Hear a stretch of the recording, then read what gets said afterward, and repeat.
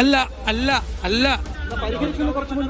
അല്ലെന്നേ അത് നിങ്ങളോട് പറയേണ്ട ആവശ്യമില്ലല്ലോ. അത് നിങ്ങളോട് പറയേണ്ട ആവശ്യമില്ല. നിങ്ങളോട് പറയേണ്ട ഞാൻ ചോദിക്കട്ടെ, അത് നിങ്ങളുടെ ഭാഷ, അതിന് ഞാൻ മറുപടിയില്ല.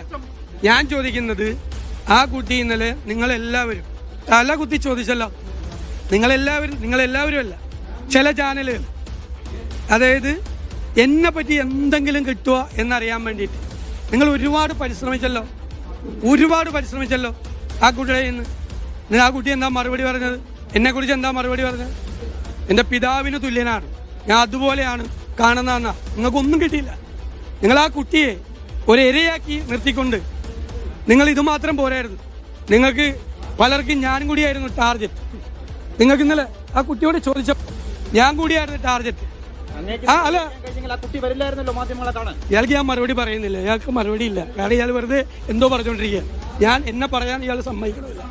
ഇയാൾ തടസ്സപ്പെടുത്തിയ ഞാൻ നിർത്തിയിട്ട് പോകും.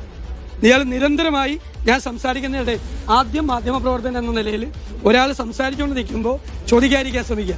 ഞാൻ പറഞ്ഞു തീർന്നിട്ട് എനിക്കതിനുള്ള അവകാശം ഉണ്ടല്ലോ. നിങ്ങളുടെ ചോദ്യത്തിന് വേറൊരു മാധ്യമപ്രവർത്തകൻ ചോദിച്ചതിനാണ് ഞാൻ മറുപടി പറയുന്നത്. നിങ്ങൾ പറഞ്ഞയച്ചേക്കണവർ വേറെ വല്ലതും പറഞ്ഞു, എൻ്റെ അടുത്ത് വേണ്ട.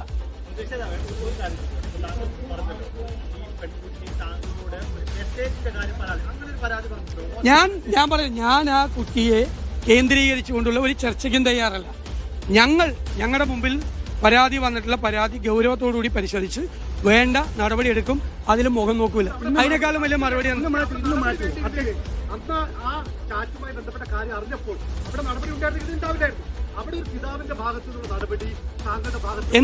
എന്ത് ചെയ്യണം?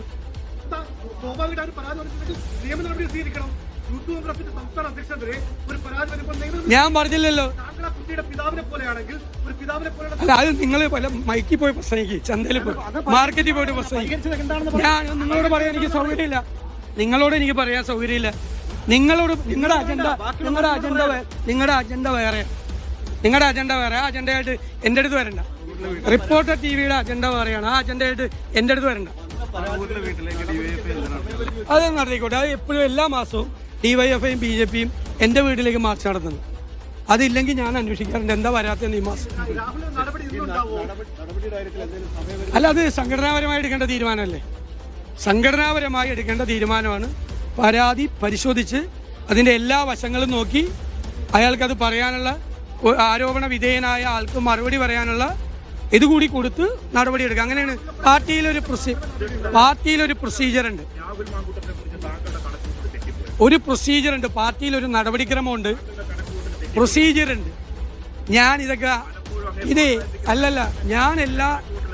ഞാൻ എല്ലാ ചെറുപ്പക്കാരെയും പ്രോത്സാഹിപ്പിക്കാറ്.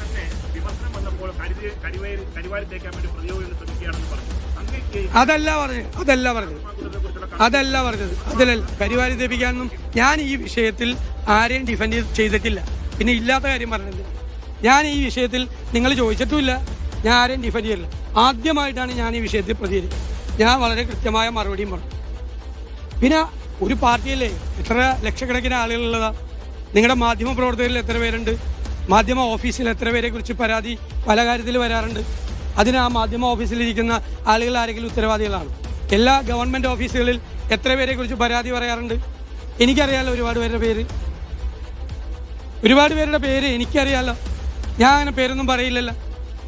ഓഫീസിലെ പരാതി വന്നിരിക്കുന്നത് സഹപ്രവർത്തകരോട് മോശമായിട്ട് പെരുമാറിയതിൻ്റെ പേരിൽ എത്ര പേർക്കെതിരായിട്ട് പരാതി വന്നെങ്കിൽ അതൊക്കെ നമ്മുടെ നാട്ടിൽ നടക്കുന്ന സ്വാഭാവികമായ കാര്യങ്ങളാണ്. പക്ഷേ ഒരു പാർട്ടി എന്നുള്ള നിലയിൽ ഞങ്ങളത് ആവർത്തിക്കാതിരിക്കാൻ വേണ്ടിയിട്ട്, ഇനിയൊരു സംഭവം ആവർത്തിക്കാതിരിക്കാൻ വേണ്ടിയിട്ട് ആരായാലും നടപടിയെടുക്കും. അതിൽ കൂടുതൽ ഞങ്ങൾ എന്തെടുക്കാൻ പറ്റും?